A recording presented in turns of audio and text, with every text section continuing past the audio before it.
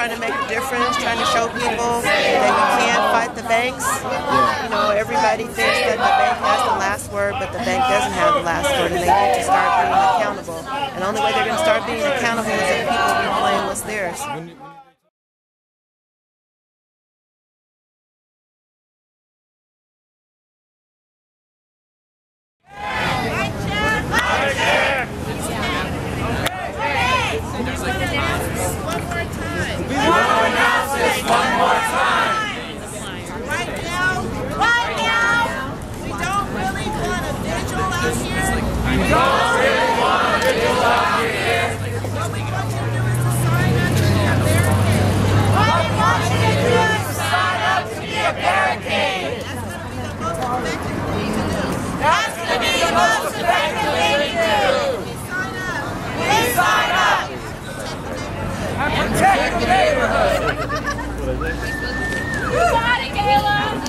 So the people who are in there now are friends of yours or family? No, not necessarily. It's kind of like a mixture, just support from the whole community, people taking shifts and people pledging to, you know, stay in the house and help protect it until we can get a conversation with Chase. Okay. And they went in this morning? Or was that the first time that you've been back in since July? This is the first time that I've been back in since July. So no. What happened?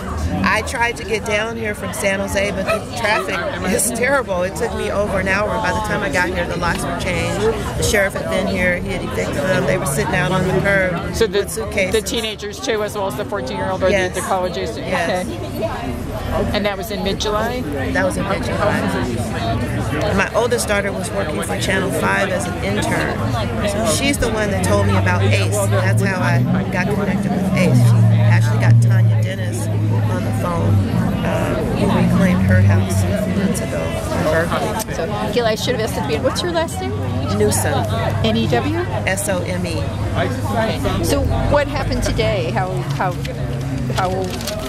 What have you done? Well, I've basically taken the house back. I moved back in. You did? You back in? Yes. So has it been vacant since July? Yes. Okay. Yes. And are you living here with support from other people from ACE, or just with you and your family, or do you have other people? Support from the community. Okay. Do you know what bank or who currently, you know, on paper has It's title? very unclear. This is one of the reasons why I'm fighting this. It's very unclear. Chase is still asking me to pay the mortgage, but yet, you know, in the courts they say that I no longer own the title. So you can't do both. You can't not own the title and pay the mortgage on it. So somebody's going to have to come up with, you know. What do you hope to accomplish by moving back in? Well, I hope to bring some visibility to what's going on in this neighborhood. This neighborhood looks entirely different than it did 5 years ago. How so? Gentrification, basically. You know, you've got people coming from the suburbs, and you've got developers. There are 2 developers that own 100 houses each down here, and that's happened like in the last couple of years. And you know, when you're outside, you see developers taking pictures of homes that aren't even in trouble. So, how did you gain access to the house? How did you gain access to the house today? I got in. Okay. Do you have a key now, or what? Well, I got in and I'm going to be in. That's all I can really say. I mean, do you go to work during the day and will somebody else do? So yes, I do. Is there a plan to keep it populated 24/7? Yes. Yes, until we can get a conversation with Chase. Okay. Well, good. I'm glad. Yes. I'm glad. All right, I gotta go to the meeting, baby. So stay in touch. Let me know what's going on. Okay, I will. So Gayla, we're going to wrap up the Ustream for now, and I just wanted to give you the last word out here today. If there's anything you can say to people at home, go ahead and say it, and what would it be here? Well, it would be that if this happens to you, don't be afraid to connect with somebody and let them know, you know, what's going on, because there are organizations out here like Occupy Oakland and ACE that are available to help people. But the main thing is that we've got to kind of get a conversation going back and forth between the community and the banks to let the banks know that this is the status quo, what's been happening in this community for people who are losing their homes. Right on. And if you could say anything to Chase out there. If you're listening, if you see me, call me immediately. Not just me, but other people that are going through this. Start some conversations. Answer the voicemail. Don't have full voicemails. Stop having overseas numbers when you can't get anybody on the phone. All right. Thank you, Gayla. Thank you. How long did you? We're asking people to call Chase Bank, chairman, customer service lines, however you can get through. So we're just going to try to flood the voicemails, fill the voicemail boxes up. They were banging on the door like early in the morning. Just get some attention and try to get some reaction to this. Down the door, so I opened the door and they said the banks, one of the things that they do in their bureaucracy is make it very hard to contact. Okay. So we have an inside number, and we're going to get as many people in Oakland and the community to call Chase Bank, to call Residential Capital, and say, hey, we're here to support a homeowner. We want some kind of conversation to start about loan modifications, options, something so that the family can get back in the house. And can you give like a quick recap of the events of June? I know you've told it a bunch of times already, but June and then this morning. Well, we have been getting notices for a while from the second lender, and we were trying to work with them, and the notices just got more and more frequent. We tried to, talk to people, even went to court and got to file some appeals. And nothing worked. Do you have friends? So finally we were evicted. I was at work. They evicted minors from the house. My kids were sitting on the side of the curb when I drove from my job in San Jose, and that's basically what I found.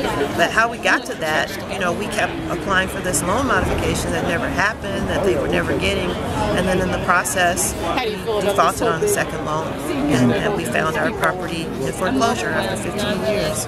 Like in 2009, I realized that Wells Fargo had entered me into a fraudulent contract, so I took him to court, pro se.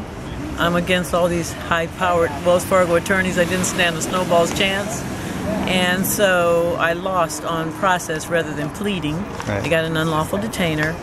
They kicked me and my family out on December 7th, and I just couldn't take it. So on January 18th, I repossessed my home because people were just going in and out, and I knew they were going to sell my home because it was in a prime place in Berkeley near the BART station, and they were going to snap it up. And I had another court date. So my intent was to just occupy my house until that court date, because I had a forensic audit at that point to show that Wells Fargo didn't own my house. But the judge dismissed it because he said the only way they would dismiss the case was that he did something wrong, not based on new evidence.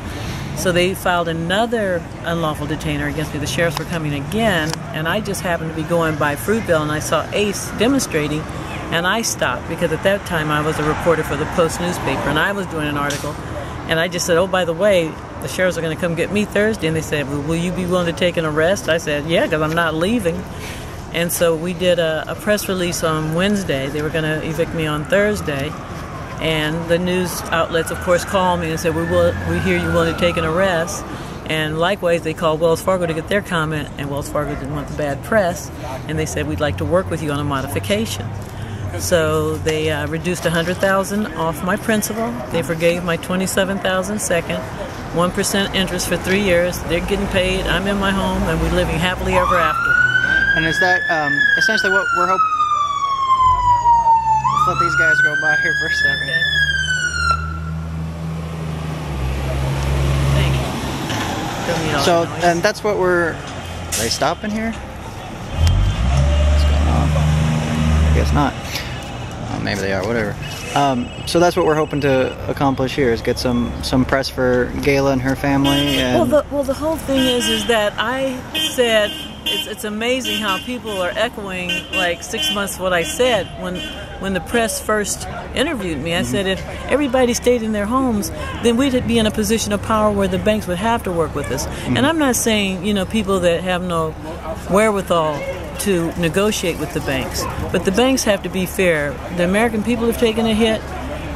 Well, the banks have to take a hit as well. They have to reduce that principal, and I would say probably 85% of people could stay in their homes, and that's only fair. We shouldn't just be the only ones that take the hit. Right. So, that's what we're hoping with Gayla and other homes. Today is a national launch. I don't know if you're aware of that we're going to do this. We are encouraging people to stay in their homes, and you have a position of power. They say possession is 9/10 of the law. I really felt that. When I was out of my home, I was powerless. When I got back in my home, I had power, and it was my home. So people should stay there and work with the banks and come to a solution that's mutually beneficial for both people. Now, have you signed up to be part of the Defend Gayla's Home list, or do you know anyone that has done that? Well, I was passing the list around. I'm with ACE, and I'm on call as needed anyway. Right. So they call me and say, hey, we need you down there. I'm there, so I don't have to sign a list. Okay. I'm a home defender. Okay. Excellent. And so basically they're just going to occupy her house 24/7? Until Chase comes to the table and works with her. And they're just asking people to call a number and... Yes, and encourage. And this has been very effective. We've done this. We haven't occupied the homes, but we've occupied banks. We've gone in and we've made a mighty noise, and we've demanded that they fax a letter and stop the auction and keep negotiating with the homeowner. And we've got about 5 families that we're doing that with right now.